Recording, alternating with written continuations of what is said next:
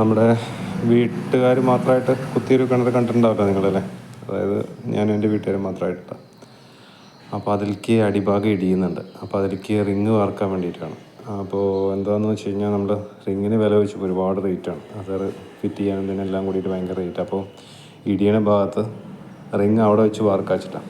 അപ്പോൾ അതിന് വേണ്ടിയിട്ട് നമ്മൾ സ്ക്വയർ പൈപ്പ് കൊണ്ടുപോയിട്ട് വളച്ച് കൊണ്ടുവന്നുണ്ട്.